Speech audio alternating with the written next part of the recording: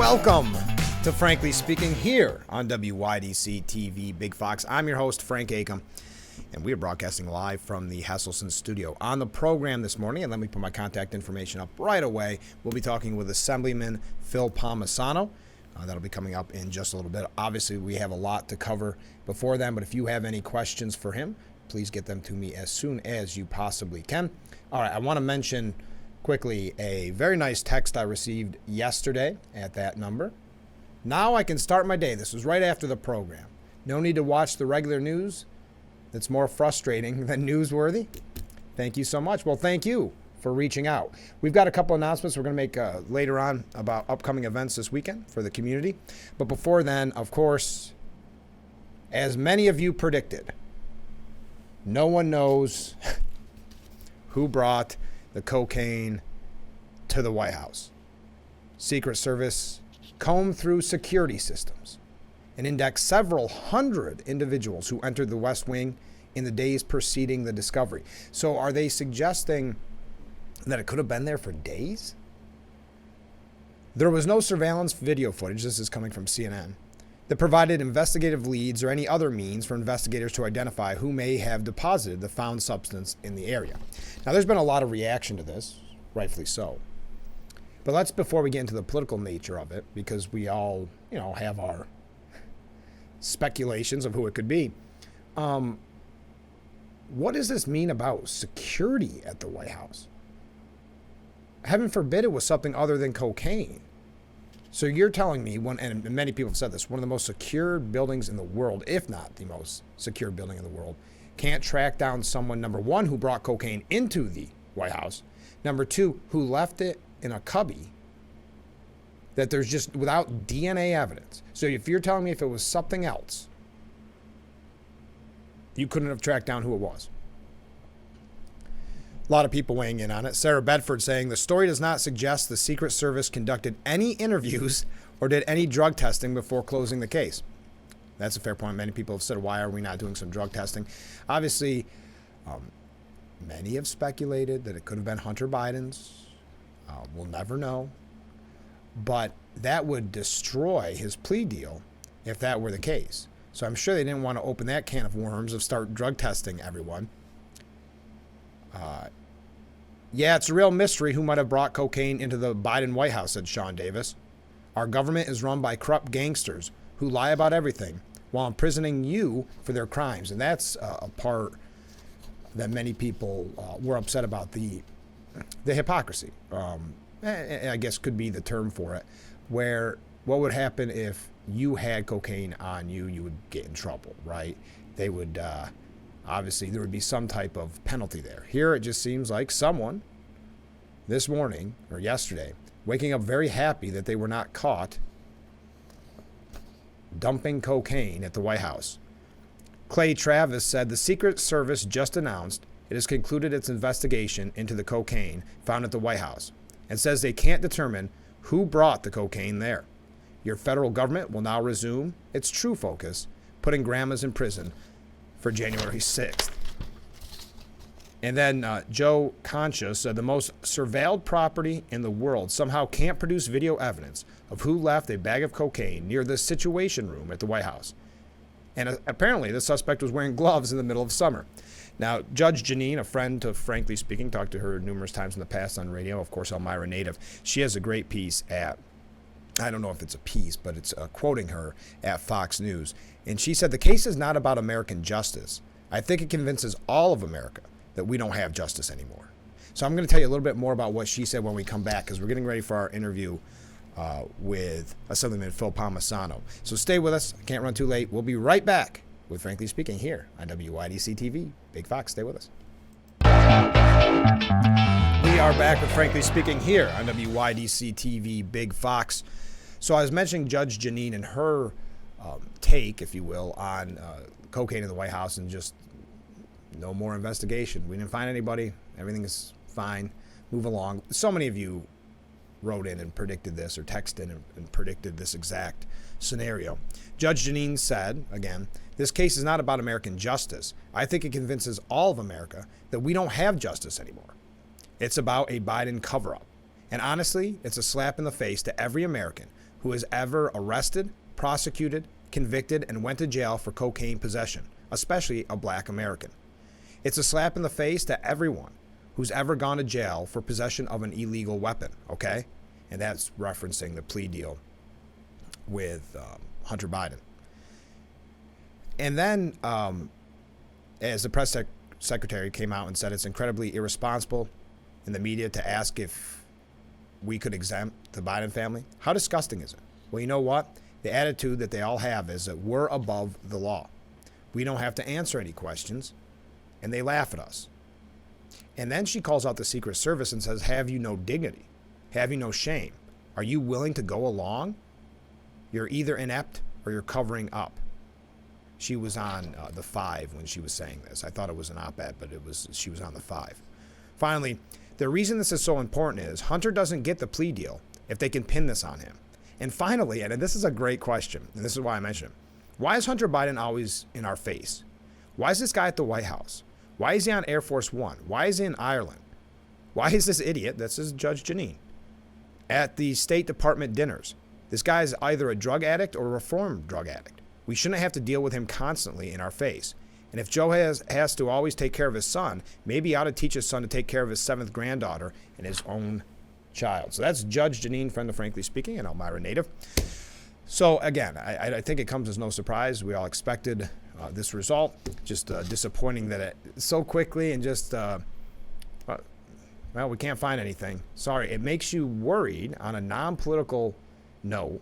Makes you very worried about what signal that sends, which has been a constant trend this week of saying that, but what signal that sends to visitors of the White House. That's a very big security issue. I don't care if you're a Biden supporter or not a Biden supporter.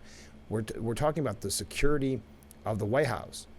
And it was cocaine this time. Heaven forbid it's anything else that could have a bigger negative impact. So I think that's why so many are frustrated this morning with that decision. But again, not surprised by the decision whatsoever. I want to mention one thing before we go to break because I think I mentioned it earlier in the week, but don't forget, tonight is the Domestic Violence Awareness Night at Dunn Field.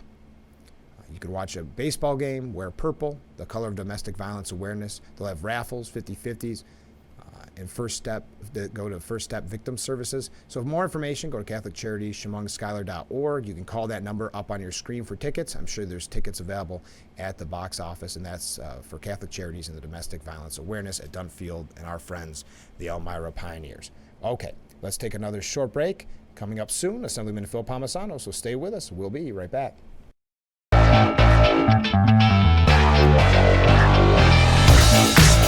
Welcome back to Frankly Speaking here on WYDC TV Big Fox, broadcasting live from the Hasselson studio, and this is the M.A. Neal Financial Services section of our program because we're being joined this morning by Assemblyman Phil Palmisano. Good morning, Phil. Good morning, Frank. Good to be with you again. Yeah, well, we had Chris Fred on recently, and I asked him, and I want to get your opinion on it. What do you think about the super secret 2-day session? What was that all about?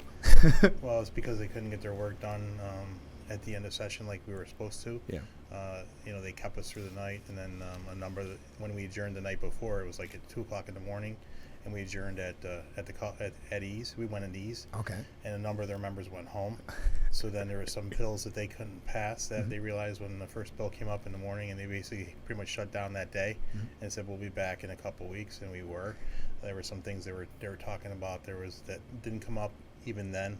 We thought would come up that weekend, like the compact with the Seneca Nation. That's still a whole other issue that's trying to be addressed, or shouldn't be addressed in my opinion, but it's a whole other issue. Right. But there's a whole host of issues that they just didn't take up because they didn't have their members there. They went home because they thought they'd be in the base and it would be an automatic yes vote for them, and we made it clear that wasn't going to be possible because we do slow roll calls, and it slowed things up. So we had to come back in 2 weeks later and finish up, and they really didn't accomplish much other than one of the bills was making it easier for to get rid of wrongful convictions. It has a lot of people concerned about that, especially our district attorneys. Well, what a great name for it, right? Wrongful conviction. Because if PR-wise, you're saying, well, of course, we don't want wrongful convictions. But this essentially means that no case is ever closed. Basically, that's the thing. I mean, the first thing, we can all agree wrongful convictions should be prevented.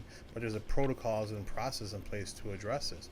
But this legislation we passed basically means no conviction or plea deal would ever be final, and every plea deal would be subject to a challenge years later without evidence or witness being available, and that makes it more problematic when it puts a possible burden on our criminal justice systems and substantial requirements on our district attorney's offices. So I think it's just another policy that tips the scales of justice in favor of convicted criminals over crime victims and law enforcement, and I just think that's just a pattern we continue to see, unfortunately, out of this one-party control and Democratic majority rule in Albany. And I think there's no balance in our criminal justice system anymore, and you see that with the rising number of crime statistics. When you compare crime statistics from 2019 versus 2022 shooting incidents in every major city, shooting incidents are up over 60%, some over 100%. I think Buffalo's around 37%, but staggering differences of increases from 2019 when one-party control took over in Albany till now,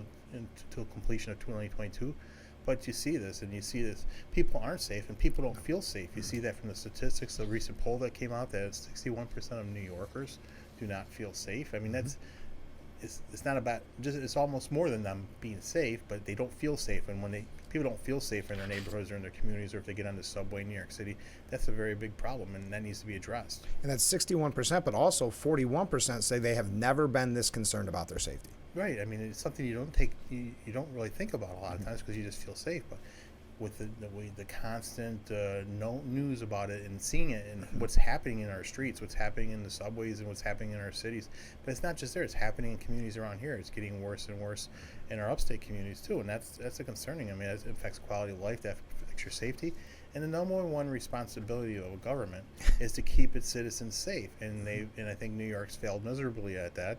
That's why it was such a major issue in the governor's race that came up, and Governor Hochul, was sounding tough on bail reform and trying to get bail reform in the budget. She held up the budget for a month for bail reform. There is no bail reform in the budget. She's still promoting it. Did you see that the other day? It's laughable. Yeah, it's absolutely laughable. There's no changes. They just changed a few words around, but it still means the same thing. At the end of the day, when it comes to bail reform, New York State is still the only state in the country that does not allow judicial discretion for judges to consider the dangerousness of an individual when setting bail and pretrial release. And that's just unacceptable, and that's why our communities continue to be not safe, why people feel unsafe, and the statistics back it up. We see more and more dangerous people being released out into the community. You would think with these polls, with these polls, that just from a re-election standpoint, some people in Albany would change their mind on it, wouldn't you? You would think, but I just think people, the Democratic some are so Party, safe. Yeah. Unfortunately, the Democratic Party, I mean, I have friends that are Democrat. I have family members that are Democrat. The Democratic Party of today is not the Democratic Party of our parents and grandparents. The Democratic Party in Albany especially has been totally co-opted by the AOC, extreme progressive wing. I mean, you see it, the Democratic Socialists of America, self-proclaimed socialists, proud of it. I mean, 10 years ago, they wouldn't be acknowledging they were socialists. These individuals are acknowledging, they're proud of it, and they're taking out their own. You see it in primaries happening in New York City over and over again. The former chairman of the Codes Committee was there over 30 plus years. He was the main person who had to debate the SAFE Act. He was the main person who had to debate bail reform, instituted to help usher that over the finish line. But apparently that individual wasn't progressive or socialist enough for them, so they took him out. And you see this time and time again. And that's a challenge that the speaker has in his conference. He has this socialist, not just progressive wing, extreme wing of the party. And that's what's happening in the politics in New York, unfortunately. And I want to talk more about public safety in a second. Sure. Let's take a short break. We'll be right back with Frankly Speaking here on WYDC TV. Big Fox, stay with us.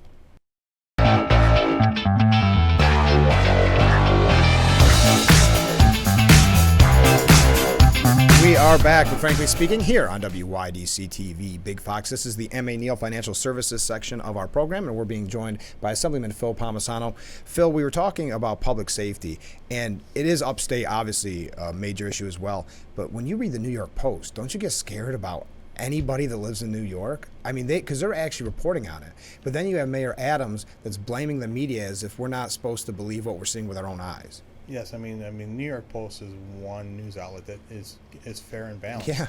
They talk about the issues. It's not one-sided. Other liberal media outlets don't want to talk about it because I believe they have an agenda. But the New York Post does report, and it is pretty scary stuff. I mean, you have the mayor blaming the media for the media reports on what's going on. I mean, the crime in the subways, the crime in the streets in New York City is real. The crime that's going on in our states, around cities, around the community, around the state is real. Yeah. And then you have a DA, Alvin Bragg in Manhattan, who, when he took office, said he was not going to be prosecuting crime. Goes out and charges a bodega owner who killed someone protecting himself, who was attacked by the guy in his own store, charged him with a crime. You see now charging a military hero who protected people on the subway. People were fearful for their life and charged them. It doesn't make any sense to me, but this is the same guy who had a comment this week that said the district attorney said he gets a knot in his stomach when he talks about his family going on the subway. So, but yeah, he doesn't want to prosecute crime, and you take tools away from law enforcement to hold defund the police movement and activism. New York City took away funding from their police department a couple of years ago, and it doesn't make any sense. And the ironic thing is, if you have a knot in your stomach when your family takes the subway, if that person that you're charging, that veteran, was on that subway with your family, you probably wouldn't have that same knot in your stomach. Well, that veteran was there to save people's lives. Save people's lives. And I would want him on the subway with me. For that, but you can't just have people going around. I mean, I think there was someone in Times Square the other day yielding a knife in public. I mean, it's a dangerous environment because criminals know that there's no repercussions for their actions. They're going to be set and released unless they commit murder. But these people don't have any care for what the impact they have and what's going on. And I think that's very, very problematic. And the policies in the state are not supporting crime victims, are not supporting public safety, are not supporting law enforcement. And I think that's the concern I have as an elected official representing the state of New York. A lot of my colleagues like Chris Friend, Tom O'Mara, who represent this area, and colleagues around the state. Lee Zeldin, who campaigned for governor, who was very, very close. I mean, that's the issue. But again, I'll say it over, government's number one priority is to protect and take care of the citizens' public safety.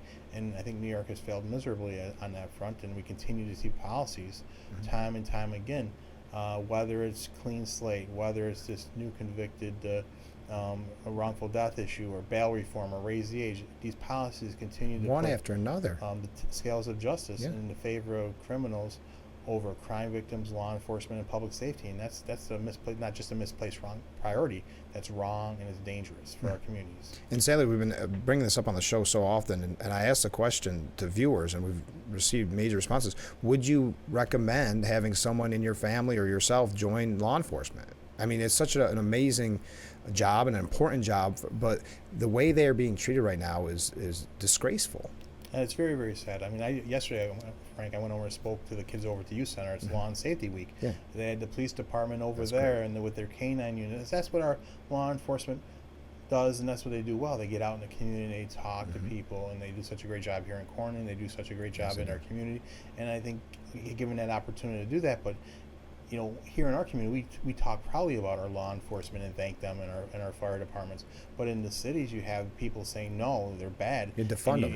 You're defunding them, not giving them the tools and resources they need to keep people safe. And it's like they say, I'd rather have social workers on the street versus law enforcement, which doesn't make any sense to me. But that's some of the policies that you continue to see advocating by my colleagues in the legislature, by the New York City Council, by councils across this country. And it's unfortunate. We need to...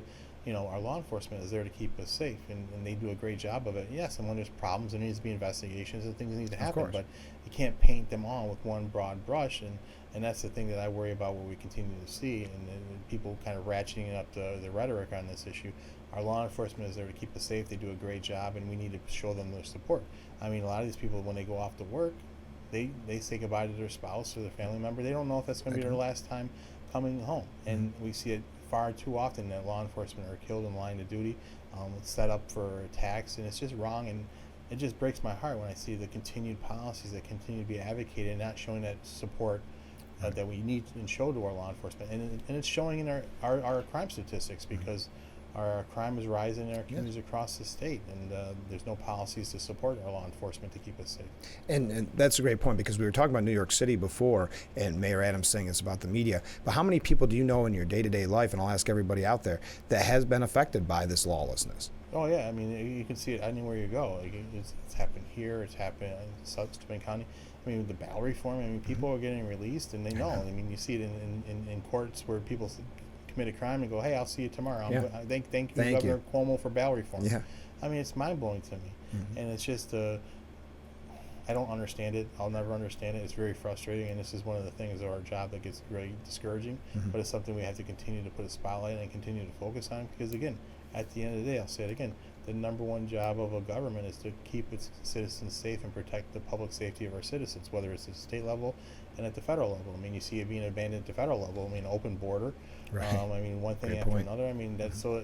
It's very frightening and very concerning, but we have to continue to stand up and fight, and I certainly will do that along with my colleagues. Well, and I think in New York it's so discouraging, because just when they pass one bad decision, then there's another one, and it seems like every time you open up the paper, there is some new, like you said, something to coddle the criminals and tie the hands of the police. Absolutely. I mean, there's proposals out there on bail. I mean, on parole reform. I mean, we already see the parole board releasing people, murderers, child rapists, at an alarming rate. When you look at the statistics of first-time initial releases from 2014, it was around 19%. 2021-22, it's around 40%, and for repeat. And then you have proposals out there that they call the elder parole, which I think is one of the most important policies I've seen. The policy states that if you've served 15 years of your sentence and are 55 years and old, you would automatically come up for a parole hearing. And I bring up, so basically the example I use as an example, I don't know if we talked about this before, if you're a 40-year-old and you brutally murder and rape a child and are convicted to 30 years to life in prison, you would automatically be able to come up after 15 years for parole. And now my colleagues on the other side say, well, that doesn't mean they're going to get released from prison. No, but what it does do, it puts that family member have to go through that whole ordeal of parole every 2 years. We talked about the families when we were advocating for changes to parole form to give the parole board the discretion to set the next parole board hearing 5 years away. But right now the maximum time is 2 years. So if someone comes up for parole and denied, they come back up every 2 years. I mean, we went through that with the Roby family. I remember. Obviously we know what happened with that. So I mean, that's something so now those families would have to relive that over and over again. I gave an example of an individual up in the Albany area, Schenectady, who was basically brutally raping a child from the age of 11 to 18. The child had a baby. The baby was born. The individual killed the child, never found the child, right in front of her. And he was sentenced to basically 100 years in life in prison. But under this board decision policy, he would be eligible for parole in like 8 years, because he was 37 years old when he was sentenced. So he would come up for parole in 8 years. He's already served 7 years of that sentence. And it's just, when are we going to start looking at the interests of crime victims over criminals? And I mean, just policies just really make no sense whatsoever, and it's just really concerning. And I know we talked about it before a little bit, but the Clean Slate Act too. I mean, it doesn't seem as big a picture as some of these other things we're talking about, but that's very troubling as well. And I know we talked about it last time, but if a business wants to hire somebody with a criminal record, they can. Right. So why are we trying to essentially trick them into hiring somebody? I mean, the business has a right to know some background of the individual they're hiring. A landlord has a right to know the background of an individual they're hiring. I mean, we've seen it over even here, people cooking meth in apartments. So if they get arrested, now that could be a sealed conviction. Why wouldn't that be something that would be permissible for a landlord to have? And I mean, you're talking about 3 years for a misdemeanor, 8 years for a felony. And the thing about it is, there's a process. If someone wants to turn their life around, of course, to go in and go through the process to have their background removed. But this is automatic. There's no action that's required, no individual accountability on that person, no judicial review, no judicial discretion. Of course. And the problem is, when you look at some of these crime frames, I have some of them listed: attempted murder, gang assault, aggravated assault of a police officer, criminal use of a chemical or biological weapon, attempted arson, robberies, burglaries, most kidnappings, and even endangering the welfare of a child, which many prosecutors use as a wraparound offense for some of these criminals that commit dangerous offenses against children. And those are all sealable offenses, and I just don't think that bodes well. What business doesn't want to know that about their potential employee? Any of those. And I think businesses and landlords have a right to have some background on those individuals, whether they're going to hire them, and if they're in a secure industry that requires accountability and responsibility and safety. And also for an apartment. I mean, an apartment owner might have other people in the apartment. If there's kids around, I mean, there's things you need to know. And to kind of piggyback on that from the business idea, it's another example of how we're not business friendly in this state. No, I mean, statistics just came out the other day showing I think we're in the 50th. Yeah. I mean, it's one thing after another. I mean, you wonder why businesses continue to leave. I mean, it's policy after policy. I mean, if whether it's energy policy, whether it's business policy, tax policy, regulatory policy, now this, and again, like you said, on this criminal justice side, businesses, if they can hire whoever they want, they have that discretion, but now you're not giving them the opportunity to see the background of someone who might come into their business. I just think that's wrong. Yeah. We got to take another short break. Stay with us. We'll be right back with Frankly Speaking here on WYDC TV, Big Fox. We are back with Frankly Speaking here on WYDC TV, Big Fox, broadcasting live from the Hesselson studio. I'm your host, Frank Acom, and we are being joined this morning by Assemblyman Phil Palmisano. Phil, thanks so much for giving us so much time this morning because we have so many things to get to, like always. Yeah, my pleasure. Yeah. So I thought we could talk about, because you mentioned it quickly, the Casino for Rochester deal. I'm a little confused by it, but could you be called back at any moment to vote on that? Yes.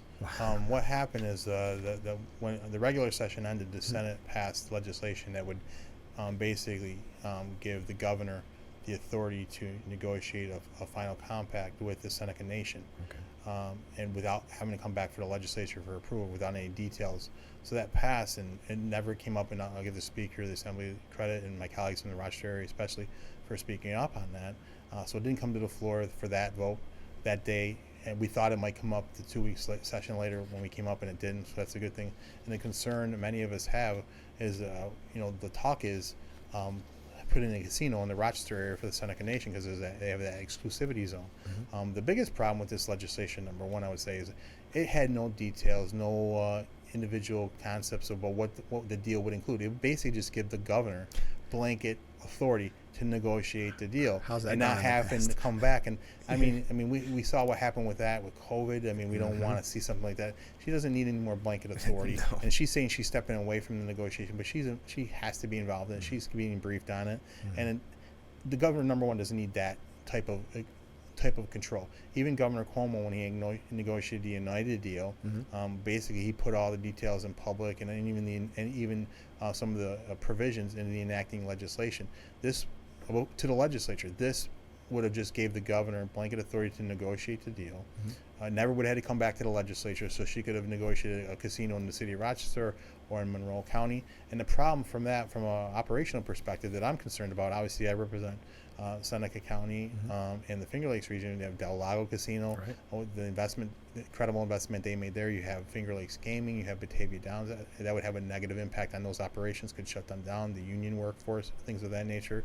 I mean, the amount of taxes that they're paying into our communities in Schuyler County, Seneca County, even into Chemung County, and going even into Tioga and Broome County. So that's a concern that I have relative to that, the impact it would have on those marketplaces. It would be flooding the marketplace. Yes. And the Seneca Nation, they don't have as high a tax rate as like Del Lago pays, and these other casinos are paying to the state of New York. So you're not going to expand the marketplace. You're just going to divvy that marketplace up among fewer people, and you're going to have less revenue coming to the state of New York because the Seneca Nation pays less in taxes, and that's what they would negotiate. And I think I'm very, very concerned about that. And I don't think, for me, it's a non-starter in any regards that they try to put a casino in the Rochester area, because I think it would have a devastating impact again on Batavia Downs, on Finger Lakes Gaming, and on Del Lago and Seneca County. So that's why I've been very vocal if that bill were to come up. But right now it hasn't come up, and we'll see what happens. But any bill that comes forward should not just allow the governor blanket authority like they did in the Senate. It just came up in like a non-controversial calendar, and they just passed it in the dead of night, and had a few no votes on it. Really not much discussion. So that's something that should be debated, really thoroughly and vetted very thoroughly. But the governor wants that authority. She was trying to push when we were up there 2 weeks ago, or that last day, 2 days of June to do it. And again, I would, I don't give the credit to speaker on a lot of things, but he wouldn't let it come forward. He obviously has concerns for his membership, and unfortunately that we have a shared interest there, so we didn't want to see that come forward. So we're glad it didn't, and we're going to continue to be outspoken about that because of the negative impact that would have on the region, negative impact it would have on the tax base for our surrounding counties, negative impact it would have on the workforce, and the overall viability of those operations, which we just don't. We want them. They're here. We want to be supportive of them. Right. We don't want to hurt them by allowing another casino being put in the Rochester area. That would be devastating. If they want to put another casino, if the Senecas want to put another casino, put it out in the Buffalo area, not in Rochester. Well, and that's what I was thinking. Would they have Del Lago's relatively new? You have great renovations of Batavia and Finger Lakes. Would they have done all of that and invested so much money if they knew this was even an option? Exactly. I mean, that's the concern that's out there. I mean, because if this is something that could happen, why would you make that? And that's the impact that's going to make on that marketplace. And I think that's the concern I have. That's the concern a lot of my colleagues, obviously from the Finger Lakes area, have. A lot of my colleagues from the Rochester, Monroe County have.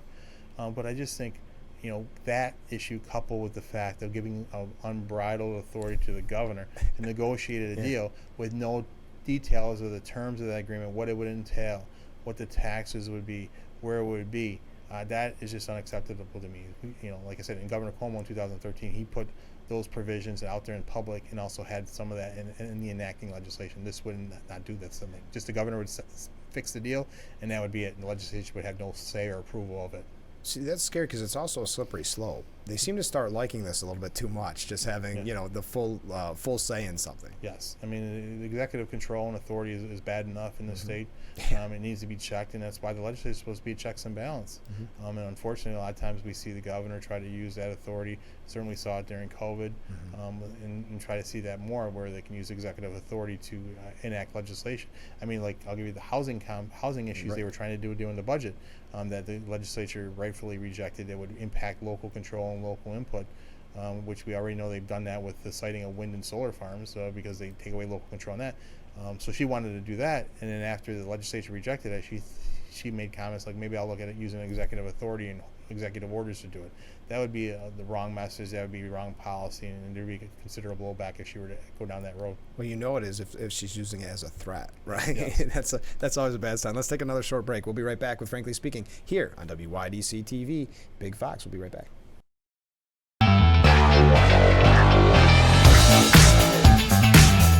We are back with Frankly Speaking here on WYDC TV, Big Fox, broadcasting live from the Hesselson studio. And this is the M.A. Neal Financial Services section of our program because we're being joined by Assemblyman Phil Palmisano. Phil, a question for you, if you could help clear this up for us. We're back to redistricting again? Yep. Okay. All right. Well, there we go. So I saw the article yesterday from the Post.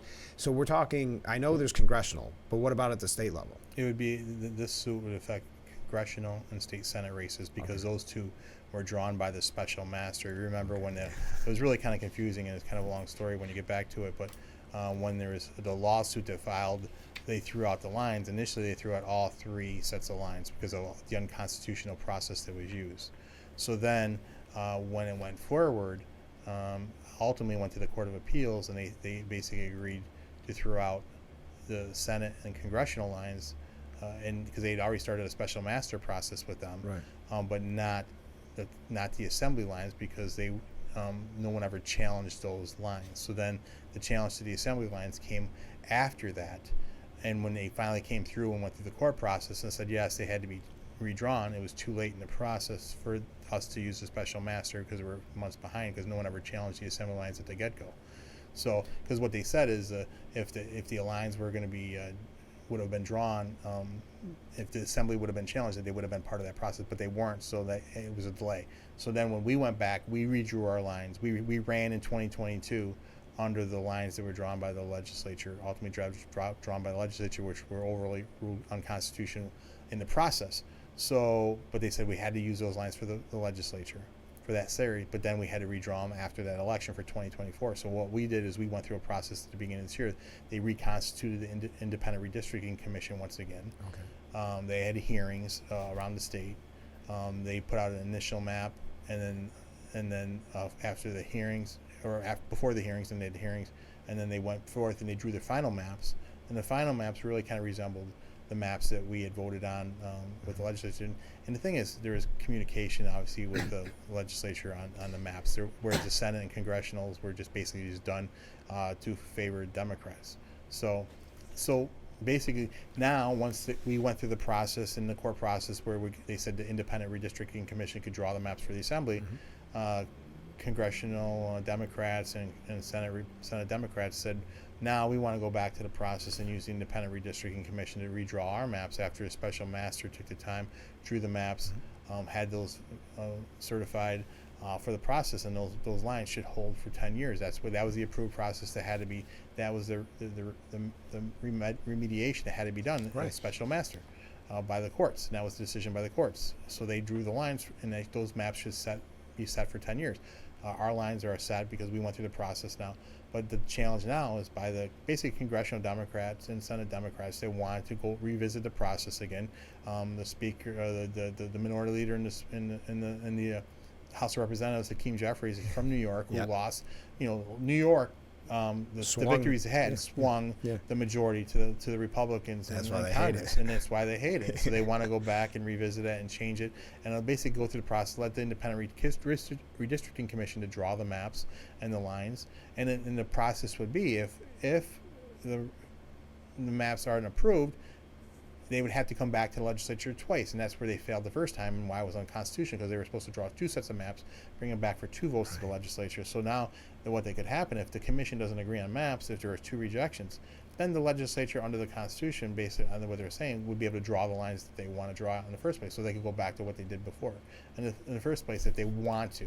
So that's the process. It's going to be now. This is just the beginning. I mean, obviously, Republicans have already said that they're going to. Yeah, it will go up to the Court of Appeals, and ultimately, I kind of wonder if this will go to the Supreme. I'm not a judicial constitutional expert, but I wonder if this will go to the U.S. Supreme Court for a remedy, because they're dealing with other redistricting cases around the country. I just saw out in Louisiana and others. So ultimately, I could see this possibly going to the U.S. Supreme Court. But it's going to be interesting what happens with the Court of Appeals, because they obviously just made changes to the Court of Appeals with the judicial process up there. So are they getting judges up there that they hope will be more favorable to their outcome? Good question. But you think of the confusion last time around, and it sounds like we're entering that again. It's never good when voters are confused. No. It's tough enough to get them out to vote sometimes to begin with. Right. Now we have a place where you don't know who your congressman could be. Yes, I mean, you're going to have a situation where these maps could change significantly. We could go from a congressional seat here now that's basically 40% Erie County, a little bit of Erie County, and across the board to going north-south up to Lake Ontario, like we've had in some of these maps. So you don't know how the overall map's going to work out, and it's going to create great deal of confusion and frustration, I think, with voters. And it's basically, this is about the Democratic Party in New York State and the Democratic Party in Congress that wants to revisit this issue, open it back up again, because they didn't like the outcome. They did not. They didn't follow the Constitution. They got caught. They were checked on it by the judicial system at every level, and not just from the process, but also from the gerrymandering process, especially in Congress. Right. Maybe not the gerrymandering process in the state Senate, but the gerrymandering process was very evident in those maps that came forward by the legislature that was drawn. So they should have been thrown on that part, but also on the process, and that's what happened. So the special master drew the maps, and they should stand for the next 10 years.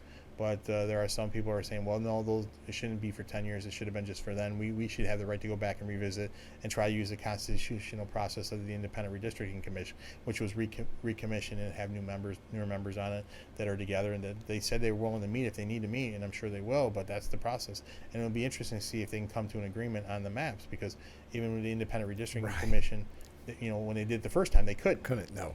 So on our assembly maps, they did, because I think they kind of knew that there was some agreement on the process, but they had hearings, they listened to people, and that was the maps they came out with.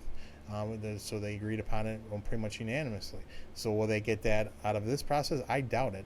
And not if there's bitterness between both sides. That'll be kind of hard to do it. But if they use that process, and if the legislature says, okay, send us one map, we reject it. Now send us another map. If the legislature rejects it, then that would, based on the Constitution, based on the process, the right process, then the legislature would have the right to redraw the maps, and they could draw them however they want. And now they would probably meet constitutional muster under that process. But the gerrymandering we'll see what happens. I don't know. It's a frustrating process for for people in the legislature is certainly a frustrating process for our voters, and it can be confusing. Well, we've got to take a break, but I thought I'd end with Elise Stefanik and Republican Chairman Ed Cox released a statement saying the appellate division's majority conclusion guts the New York Constitution's explicit prohibition against mid-decade redistricting. So it's already going against the Constitution. When Democrats can't compete, they cheat. So on that note, we'll take a short break. Stay with us. We'll be right back with Frankly Speaking.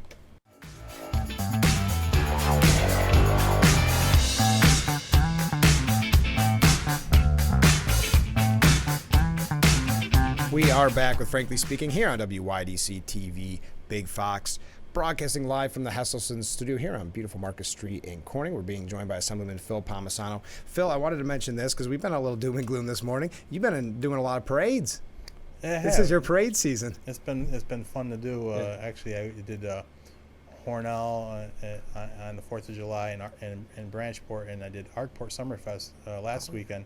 And I remembered, Hornell and Arkport are new to my district, so I said I wasn't going to miss doing those parades and getting out there. It was great. Spent a lot of money on candy, but the kids' faces are exciting, and it's a lot of fun. So. Yeah. Well, it's fun this time of year to go to the parades because we always talk on the show about community, but talk about a community event, right? Everybody coming out and just having a great time. So. Yes.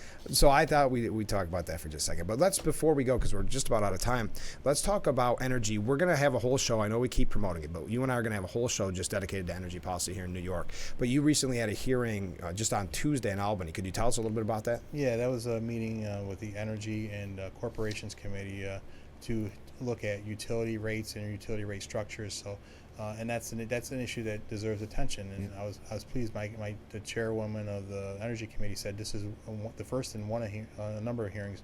This was on utility rate infrastructure and charges, but also want to look at the impacts of the CLCP, the Green New Deal for New York, on utility rates. But right now, the utility rate structure, we wanted to examine that. That's something that gets a lot of attention when utilities go before the PSC for rate increases. I mean, it gets a lot of attention in the newspapers, concerns about that. And some of these rates are higher than they should be from my perspective and from the public's perspective. But it's a process that goes through the PSC for review and approval.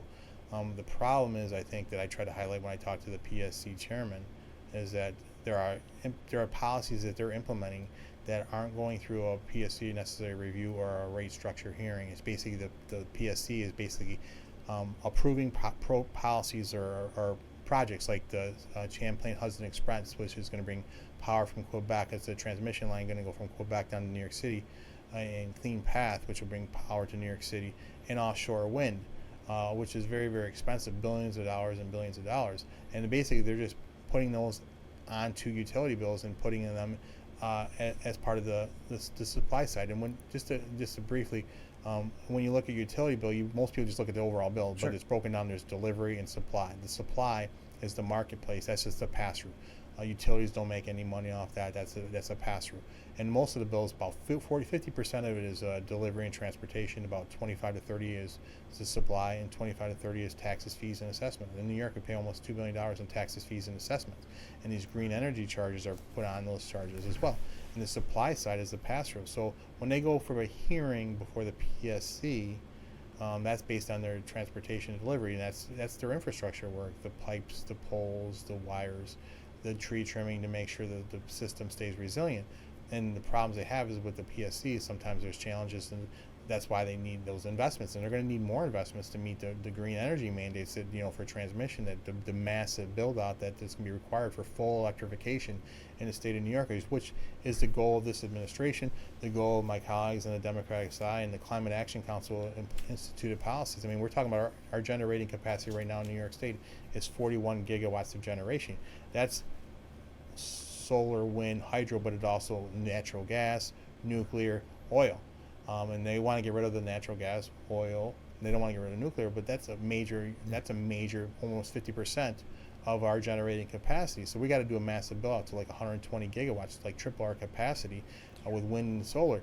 So that's going to require costly upgrades. But my issue that I was bringing up at the hearing is that it's nice that people get up in arms, the government gets up in arms when these utilities propose rate increases, but there's not a peep out of them when they talk about all these green energy policies and mandates that they're putting on the energy bills that people have no idea that's coming down their way that continues to increase rates. And the PSC chairman admitted that, yes, we're passing offshore wind these transmission projects to bring the power to New York City, because they shut down Indian Point, which provided 25% of the power to New York City and was clean energy because it was nuclear energy. They shut that down for political reasons, and now they're doing these massive build-outs. It only provides power to New York City, but yet us upstate are going to be paying for those rate increases on our utility bills. I mean, 90% of our generation upstate is emission-free right now, but downstate in New York City, almost 90% of it is fossil fuel, oil, and natural gas, and everything else. So how about New York City take care of it first, and then we should be a part of it. But there's more to this to come, because these green energy policies are just the beginning, and it's going to have a massive cost to our ratepayers in a number of ways, and conversion costs for retrofitting your homes for full electrification, for heat pumps, and not being able to use natural gas to heat your homes or cook your food. Right. And of course, you had the mandate of electric vehicles as well. Yep. So all these things we'll talk about later. Yes, we definitely have to talk about it soon, because I am out of time. Thank you so much to everybody who joined us. Thank you, Phil, for giving us so much time. This has been Frankly Speaking here on WYDC TV Big Fox. We'll see you on Monday morning starting at 7. I look forward to it already.